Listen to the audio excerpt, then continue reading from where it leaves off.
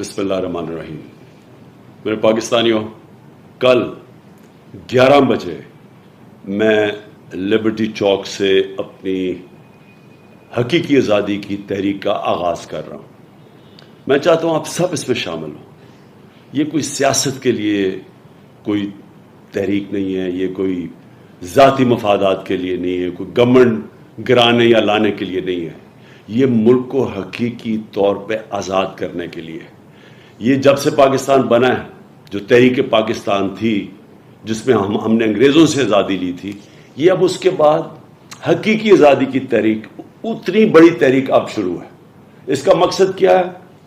इस मुल्क में जो फैसले हों वो मुल्क के अंदर फैसले हों। कोई बैरून मुल्क के पुतले हमारे मुल्क के फैसले ना करें। दूसरी चीज, इंसाफ हो, कानून के सामने सब एक बराबर हो।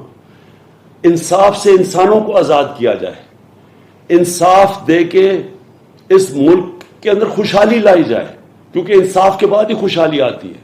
ये छोटा सा तबका जो कब्जा करके बैठा हुआ है, जो हर वक्त चोरी करता है और अपने आप को एनआरओ दे देता है, इनसे आजादी के लिए ये तहरीक है।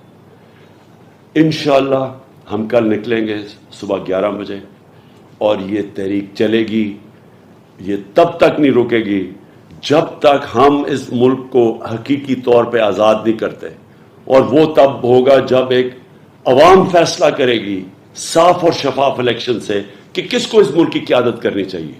ये नहीं कोई बाहर से साजिश हो और अंदर यहाँ बैठे हुए गद्दार उनके साथ मिलके हुकूमत गिरा के और पुतले ऊपर बैठा दें। हम वो मुल्क चाहते हैं जो कायदे आज़म ने जिसकी जदोजहद की। हम वो मुल्क चाहते हैं जो इलामा इकबाल की ख्वाब थी। पाकिस्तान जिंदाबाद।